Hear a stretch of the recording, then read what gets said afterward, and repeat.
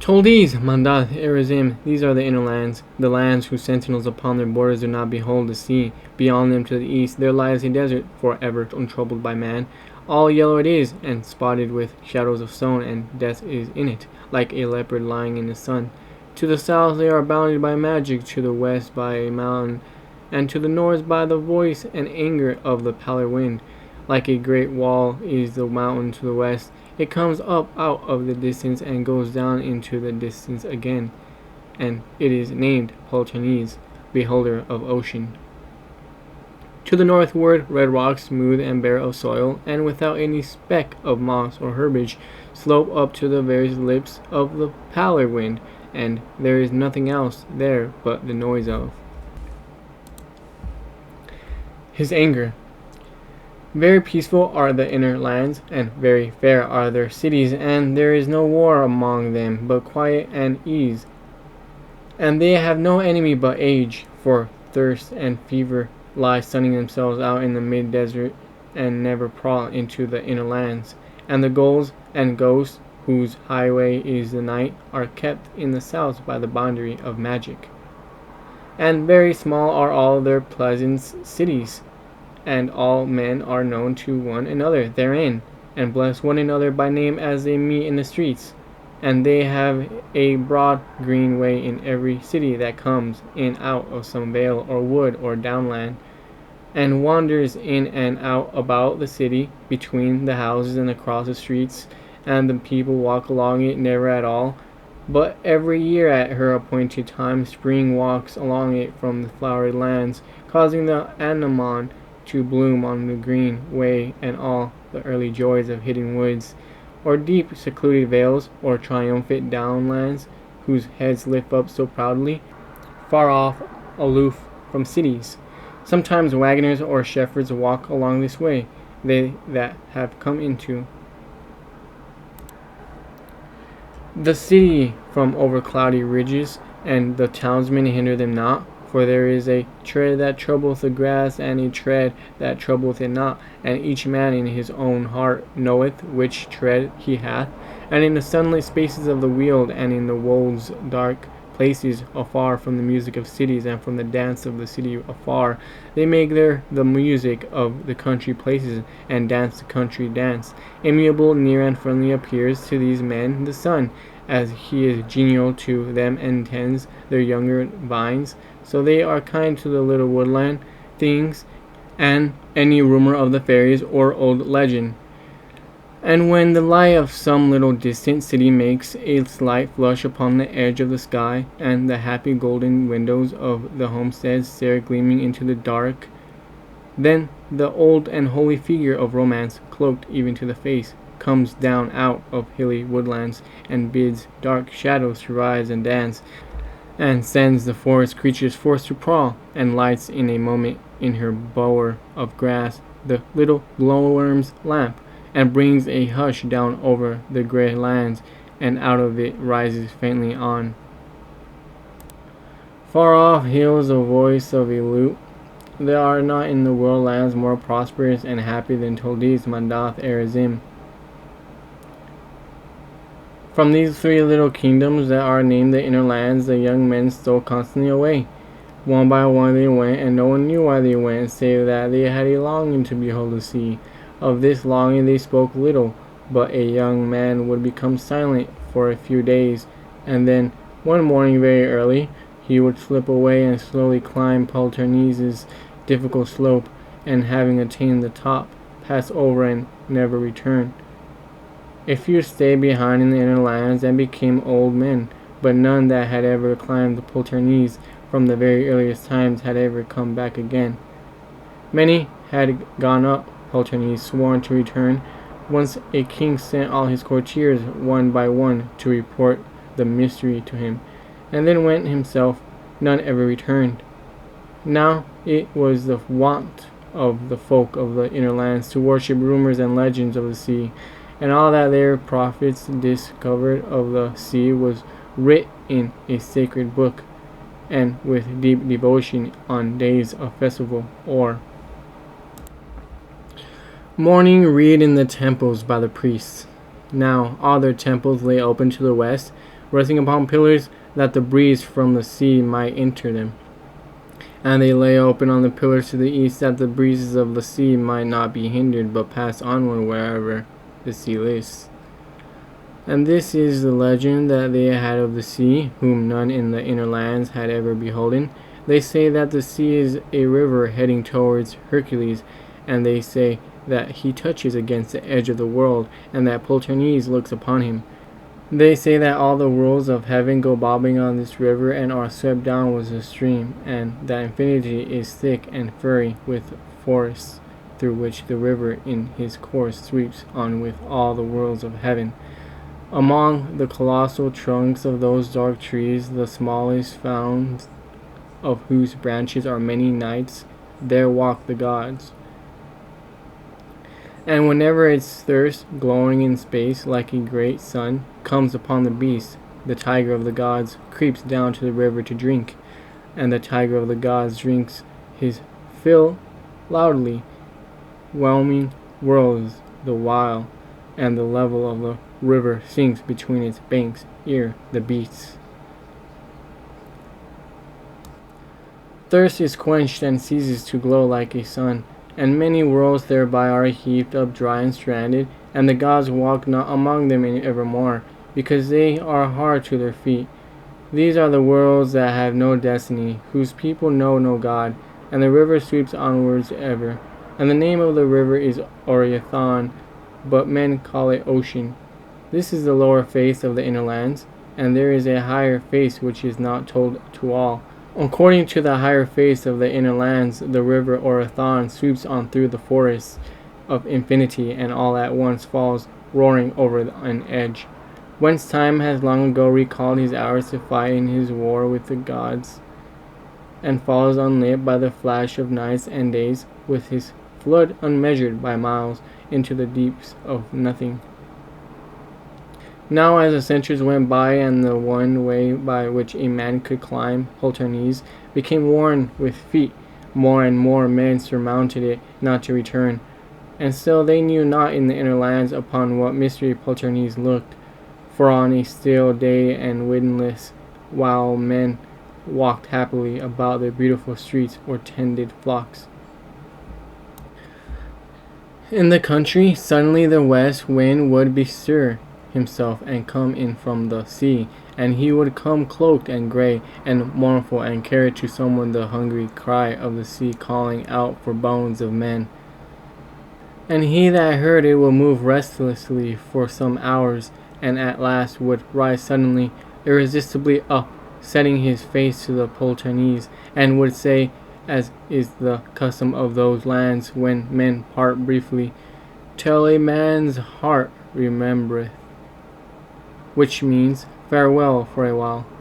But those that loved him, seeing his eyes on Poltarnees, would answer sadly, "Till the gods forget," which means farewell. Now the king of Arizim had a daughter, who played with the wild woods flowers, and with the fountains in her father's court, and with the little blue heaven birds that came to her doorway in the winter to shelter from the snow.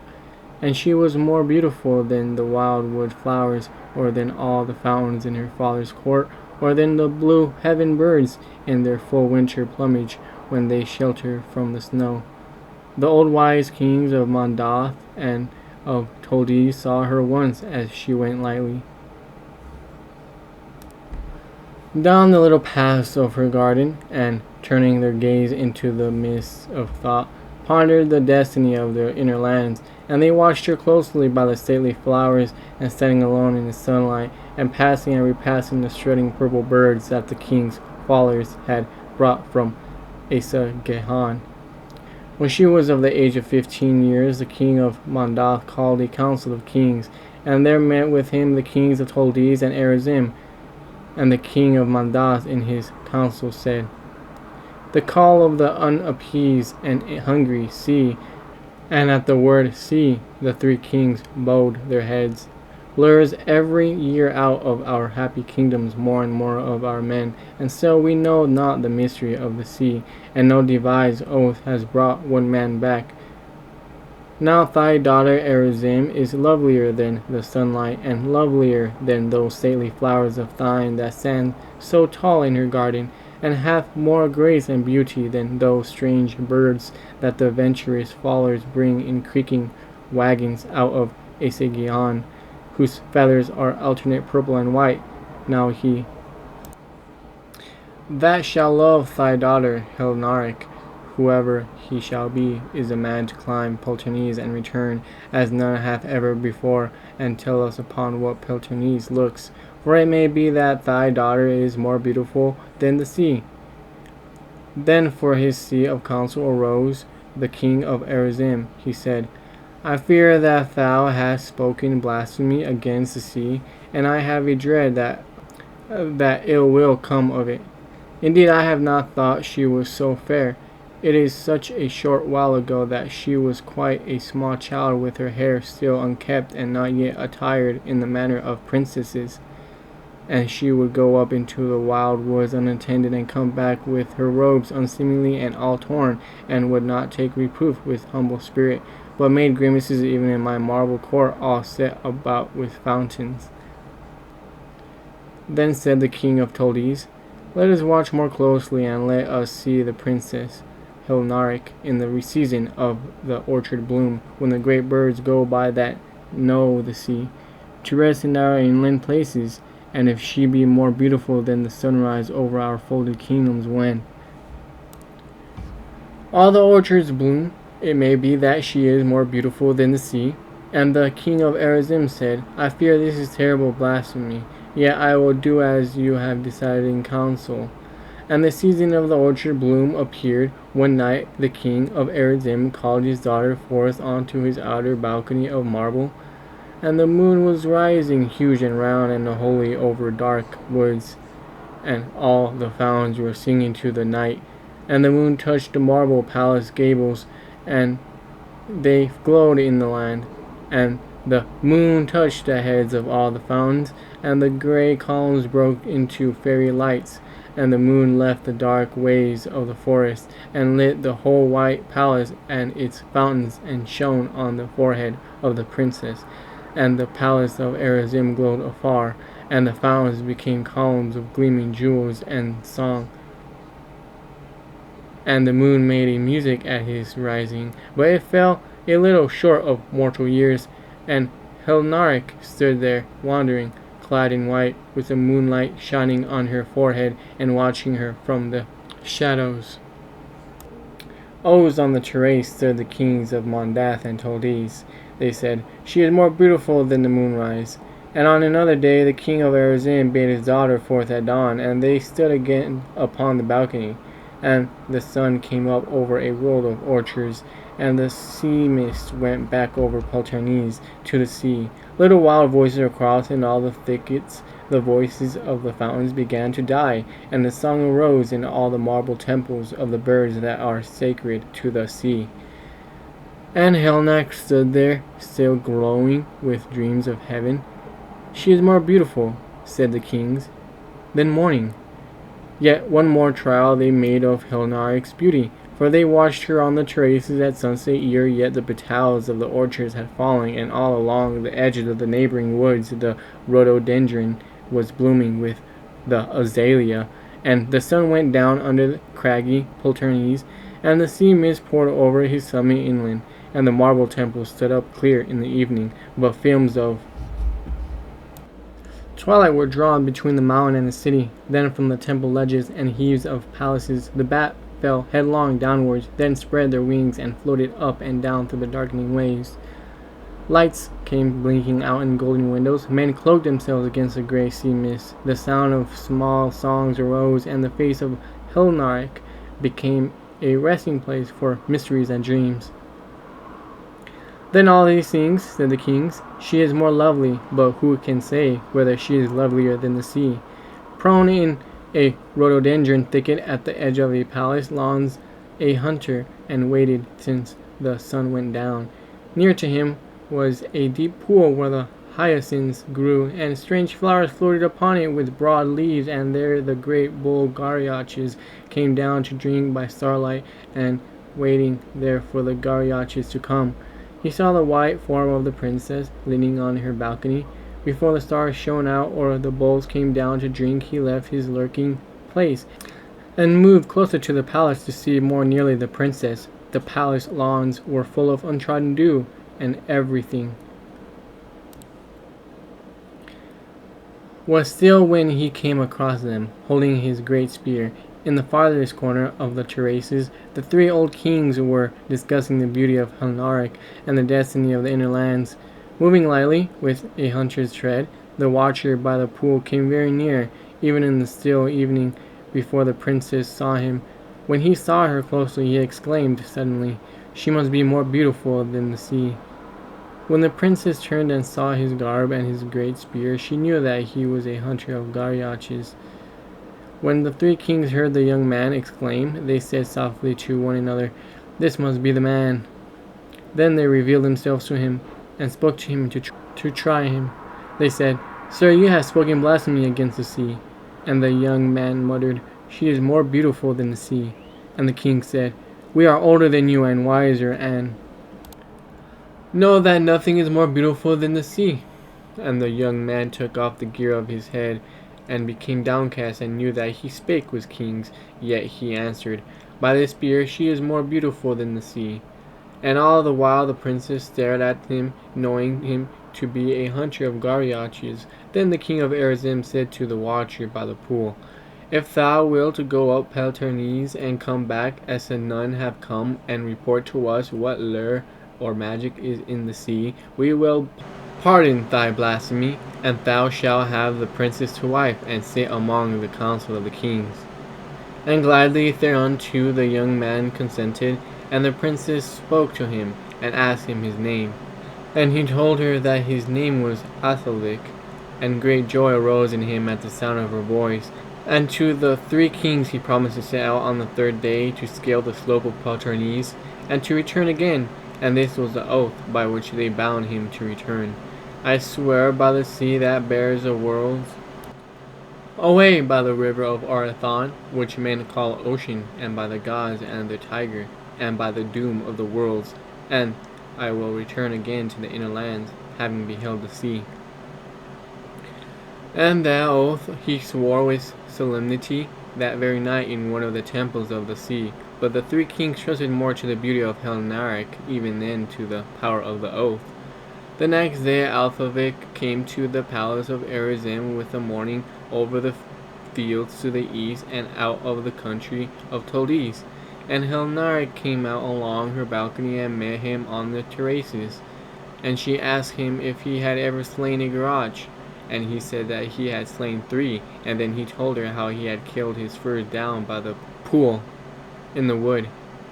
For he had taken his father's spear and gone down to the edge of the pool, and had lain under the azaleas there waiting for the stars to shine, by whose first light the Garyaches go to the pools to drink. And he had gone too early, and had long to wait, and the passing hours seemed longer than they were, and all the birds came in that home at night, and the bat was abroad, and the hour of the duck went by, and still no Garyoch came down to the pool. And Athalvik felt sure that none would come.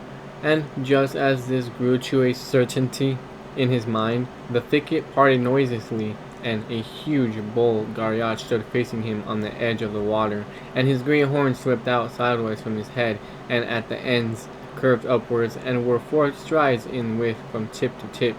And he had not seen Athalvik, for the great bull was on the far side of the little pool, and Athalvik could not creep round to him for fear of meeting the wind. For the Garyaches, who can see little in the dark of forest, rely on hearing and smell. But he devised swiftly in his mind while the bull stood there with head erect, just 20 strides from him across the water. And the bull sniffed the wind cautiously and listened, then lowered his great head down to the pool and drank. At that instant Athalvik leaped into the water and shot forward through its weedy depths among the stems of the strange flowers that floated upon the broad leaves on the surface. And Athalvik kept his spear out straight before him, and the fingers of his left hand he held rigid and straight, not pointing upwards, and so did not come to the surface. but was carried onward by the strength of his spring and passed unentangled through the stems of the flowers.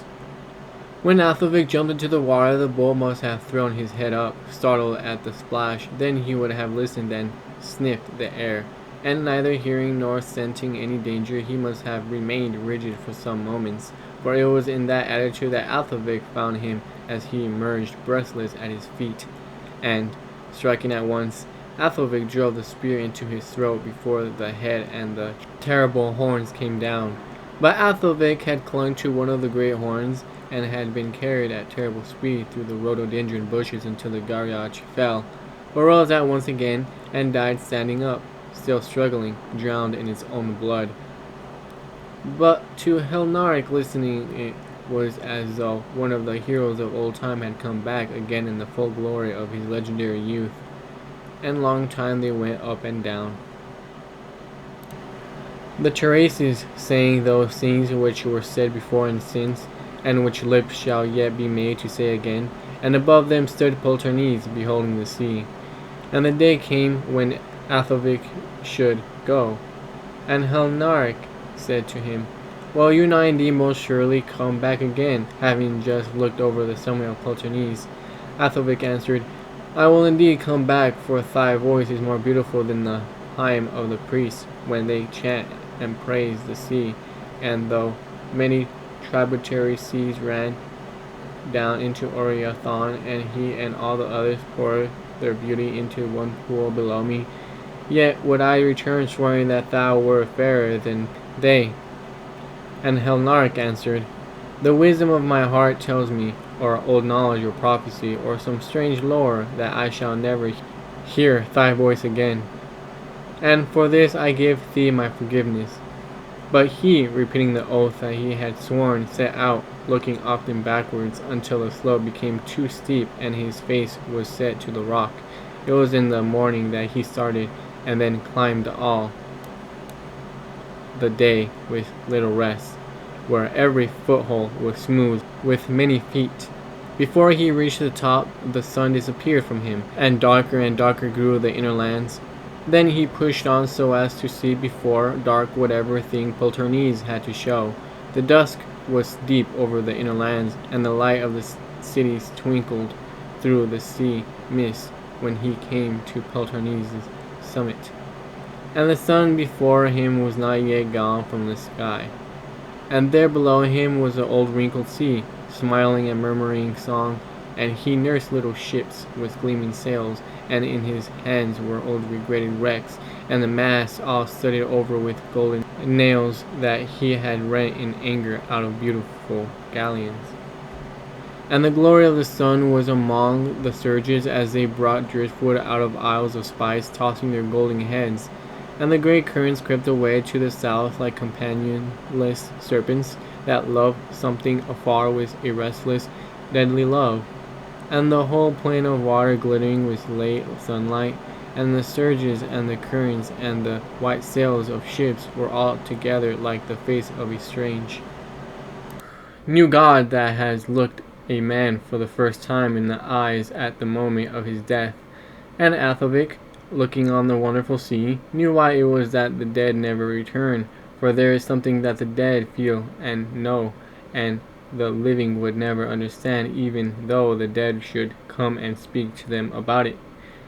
And there was a sea smiling at him, glad with the glory of the sun, and there was a haven there for homing ships, and a sunlit city stood upon its marge, and people walked about the streets of it, clad in the unimagined merchandise of far sea-bordering lands. An easy slope of loose crumbled rock went from the top of Poltarnees to the shore of the sea. For a long while Athelvik stood there regretfully, knowing that there had come something into his soul that no one in the inner lands could understand, where the thoughts of their minds had gone no farther than the three little kingdoms. Then, looking long upon the wandering ships, and the marvelous merchandise from alien lands, and the unknown color that wreathed the brows of the sea, he turned his face to the darkness and the inner lands. At that moment the sea sang a dirge at sunset for all the harm that he had done in anger and all the ruin wrought on adventurous ships. And there were tears in the voice of the tyrannous sea, for he had loved the galleons that he had overwhelmed. And he called all the men to him and all living things that he might make amends, because he had loved the bones that he had strewn afar. And Athelvic turned and set one foot upon the crumbled slope, and then another, and walked a little way to be near to the sea. And then a dream came upon him, and he felt that men had wronged the lovely sea, because he had been angry a little, because he had been sometimes cruel. He felt that there was trouble among the tides of the sea, because he had loved the galleons who were dead. Still he walked on, and the crumbled stones rolled with him. And just as the twilight faded and a star appeared, he came to the golden shore, and walked on till the surges were about his knees, and he heard the prayer-like blessings of the sea. Long he stood thus, while the stars came out above him and shone again in the surges. More stars came wheeling in their courses up from the sea. Lights twinkled out through all the haven city. Lanterns were slung from the ships. The purple night burned on, and earth, to the eyes of the gods as they sat afar, glowed as with one flame. Then Athelvic went into the haven city. There he met many who had left the inner lands before him. None of them wished to return to the people who had not seen the sea. Many of them had forgotten the three little kingdoms, and it was rumored that one man who had once tried to return had found the shifting, crumbled slope impossible to climb. Hilnark never married, but her dowry was set aside to build a temple wherein men cursed the ocean. Once every year, with solemn rite and ceremony, they curse the tides of the sea, and the moon looks in and hates them.